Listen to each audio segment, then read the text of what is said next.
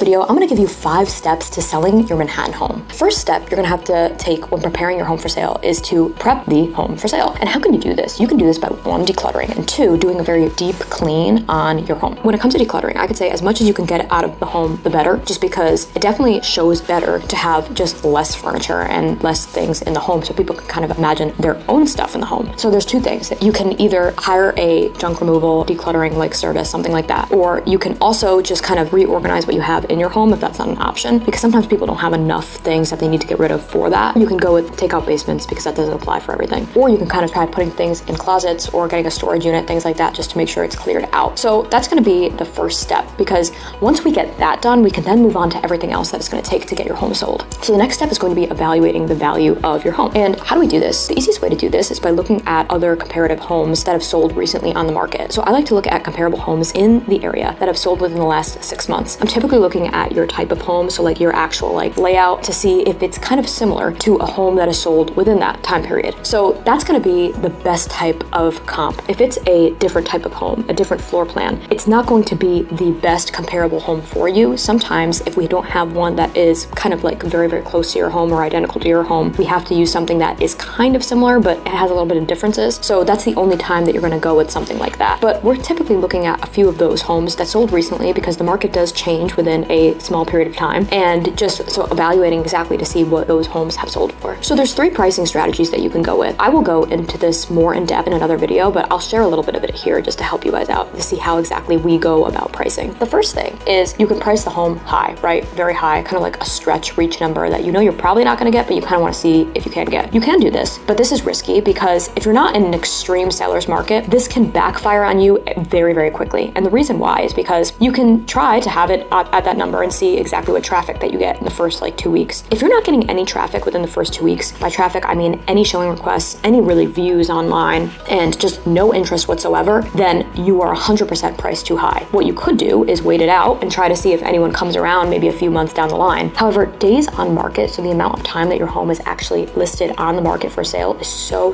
crucial when selling your home, because the more that your days on market accumulates over time, the less money you're gonna get for your home. That's just how it is, unfortunately. You have that option. So then you can price where like the average price, where the market is basically saying your home is worth. So in this option, you're basically saying that you think that your home deserves this price, but at the same time, you might not have that much room for negotiation or things like that, but you plan on getting this price. We typically recommend to give yourself a little bit of room for negotiation, just because typically that's how you're gonna get a deal done. It's very rare when you're pricing at the average price, like the middle part, and you're getting like a bidding war, or you're getting people coming in right the price that you're asking. Just to be honest, it's pretty rare. So the last strategy is to go with a price that's a little bit lower than what the comps are saying in the neighborhood. Now, when you go with this strategy, 2 things are gonna happen. You're gonna get a bidding war because the price seems low for what it is, so you're gonna drive more traffic there, or you're not going to get a bidding war and you might get one offer. If you get one offer, that means that the price actually wasn't low, and that is actually the average price. You just thought it was this number when it actually was this number. If we get the bidding war option, that means that it was priced low and the price is gonna be drived up to here anyway. So when you're pricing here and it's the bidding war comes, it drives up to this price and then gets you maybe even closer to this price than pricing here would have. Typically, if you wanna be really, really aggressive and get your home sold fast, that's gonna be the quickest way to do it, and you actually might end up with more money than if you started here. There are 3 unique pricing strategies, but this is what we typically break down for each one of our clients and say, okay, which one works for you based off your timeline and your wants, and when it comes to you wanting to get the highest price. Because strangely enough, sometimes going with this one can actually get you more money than anything else. It's because it looks like you wanna sell and you're driving demand with multiple people seeing the home at the same time and going through a bidding war. Demand is everything. Everybody wants what they can't have. That's just how it is, unfortunately. That's typically how we handle pricing. Like I said, I'll go more into depth in a separate video with this, because we do have very, very specific examples on this, but this is going to be overall how to get your home priced for the market that we're in right now. So the next step is going to be just to start marketing the home with your agent. Every agent handles marketing different, and we do have a very specific process of what we do. And again, that's going to be broken down like in a very like specific video talking about like listing marketing, but you're going to be putting it on the market. You're going to have your photos, you're going to have video. If you have video, all the content plan around your home should be illustrated with your agent. All things like that to make sure that, okay, what are they doing to actually get your home sold? I think there are a lot of agents out there that just kind of like toss a home on the market and kind of just like wait to see what happens. I think that couldn't be a worse strategy. You have to be proactive. You have to be getting out there, even if it's just sharing the listing with other agents in your office, sharing the listing with email campaigns, marketing campaigns, doing things like that. You have to do something to really get this in front of more eyeballs, because on all these websites that all these listings go out to, there's so many homes listed on there every day. Sometimes homes can just really, really great homes homes can just get lost in the shuffle because there's just so much going on these websites. You have to do a little bit more to get your home in front of these other eyeballs out there. So now at this step, let's just say that you have a offer on the table, or hopefully multiple offers. What we would do now is just review and start negotiating between those offers. So that brings me back to sometimes why this strategy to low price point can work really well, because if you are here, typically if it's done right and that is like an actual good price, then you will have multiple offers to go through and multiple negotiations to go through to then drive the price up. But sometimes you're just at that one offer, which then you can kind of go back and forth and negotiate and work something out to make it work for both of you guys as well. So then you're going to get it wrapped up, and then you're going to get to the next step. So the next step is then just going to be to sign contracts and then work towards a closing. So if they're getting a loan, you're going to be going through that appraisal process. If they're doing a home inspection, that's going to be done typically before the contract, but it can also be done after the contract is signed with like a contingency period as well. So you're just going to get everything you need to get done to get closer to the sale of your home. So this is also going to be done with an attorney at this stage as well. So an attorney working with your agent and then also working with any lenders that are involved in the process as well. So that's going to be 5 steps to selling your home. Now, of course, there's going to be very, very specific nuances and things that are going to be very, very like relative specifically to you. And of course, we always would like to break down like your specific questions, because this is very general, but at the same time, it is kind of like the skeleton of what it takes to really sell any home. If there's any specific questions that you have or something that you feel like we didn't touch on in this video, please share it in the comments, because as always, we love hearing from you guys.